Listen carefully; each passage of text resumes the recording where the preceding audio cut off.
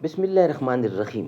ناظرین، وی log number 178، 18ویں قسط ہے، واقعہ چل رہا ہے حضرت موسیٰ علیہ السلام کا، صفحہ نمبر 232، قصص الانبیاء کتاب کا نام ہے، اور ہیڈنگ چل رہا ہے حضرت موسیٰ علیہ السلام کی واپسی مصر میں۔ اس کی ناظرین 17 قسطیں ہم آپ کے سامنے رکھ چکے ہیں، یہ 18ویں قسط ہے جو ہم آپ کے سامنے پیش کر رہے ہیں، 232 صفحہ ہے۔ ناظرین، اس کتاب کا ٹائٹل ہے قصص الانبیاء،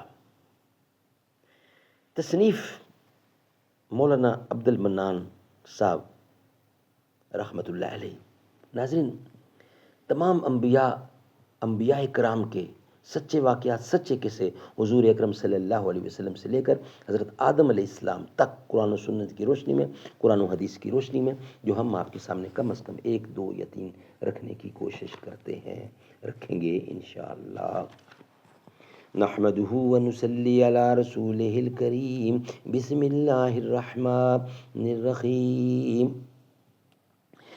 دل سے جو بات نکلتی ہے اثر رکھتی ہے، پر نہیں طاقت پرواز مگر رکھتی ہے۔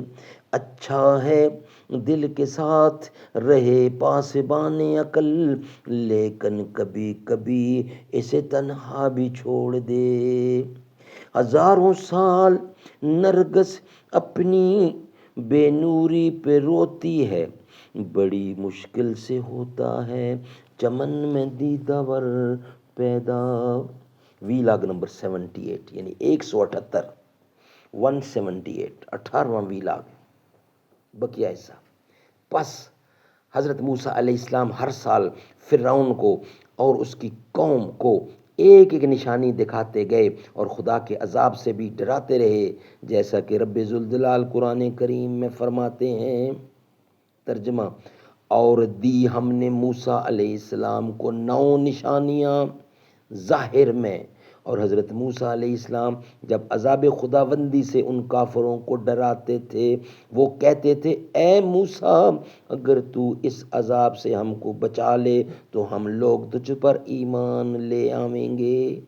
چنانچہ جب حضرت موسیٰ علیہ السلام اپنے خداوند قدوس سے دعا کرتے تو عذاب ٹل جاتا، اور جب کافر یہ دیکھتے کہ عذاب آیا ہوا ہم سے ٹل گیا ہے تو وہ پھر ایمان لانے سے منکر ہو جاتے اور ایمان نہ لاتے، جیسا کہ قرآن کریم ارشاد فرماتا ہے۔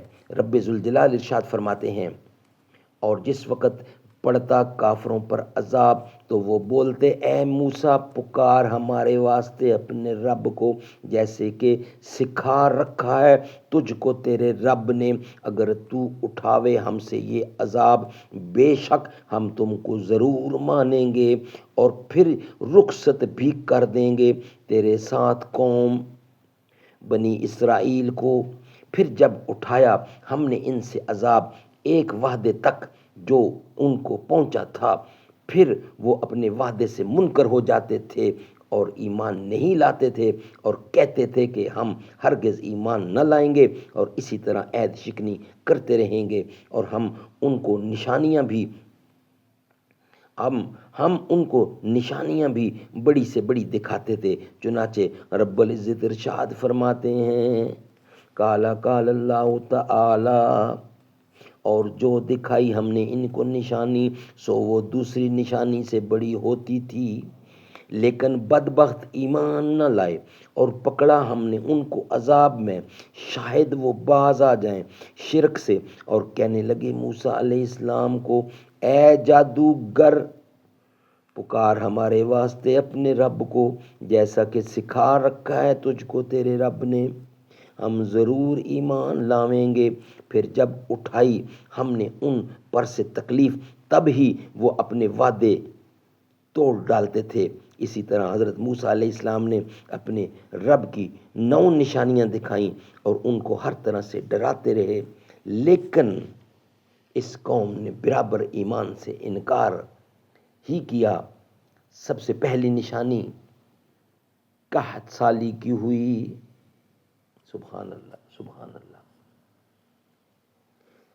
سب سے پہلی نشانی قحط سالی کی ہوئی جو اللہ تعالیٰ نے ان پر نازل کی۔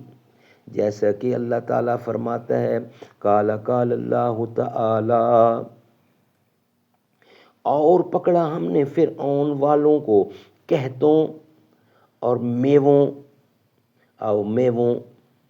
اور میموں دل کی نقصان میں، شاید کہ کچھ نصیحت پکڑیں۔ پس غضب الہی 3 برس مصر میں رہا، اور پھر مصر میں کچھ بھی زراعت اور میوے پیدا نہیں ہوئے۔ مارے بھوک اور پیاس کے لوگوں نے فرعون کے آگے گریہ زاری کی کہ قوم کی گریہ زاری دے کر اس ملعون نے 70,000 مہمانوں کو سرائے بنا کر کھانا کھلایا۔ آخر پھر وہ تمام غلہ ختم ہو گیا اور قحط بدستور جاری رہا، اور قحط سے لوگ سخت پریشان ہوئے اور بے اختیار ہو کر کہنے لگے اے فرعون۔ ناظرین، یہ بقیہ حصہ انشاءاللہ ہم آپ کے سامنے پیش کریں گے، مگر نئے ویلاگ کی صورت میں، کیونکہ واقعہ بیان تھوڑا لمبا ہے۔ بقیہ حصہ انشاءاللہ دوسرے ویلاگ، آنے والے ویلاگ کے سامنے رکھیں گے۔ بزم کونین پہلے سجائی گئی، پھر تیری ذات منظر پہ لائی گئی۔ سید الاولین سید الآخرین، تجھ سا کوئی نہیں، تجھ سا کوئی نہیں۔ تیرا سکہ رواں کل جہاں میں ہوا، اس زمین میں ہوا، آسماں میں ہوا۔ کیا عرب کیا عجم سب ہے زیر نگیں، تجھ سا کوئی نہیں، تجھ سا کوئی نہیں۔ تیرے انداز میں وسعتیں فرش کی، تیری پرواز میں رفتیں عرش کی۔ تیرے انفاس میں خلد کی یاسمین، اے رسول امی خاتم المرسلین۔ تجھ سا کوئی نہیں، تجھ سا کوئی نہیں۔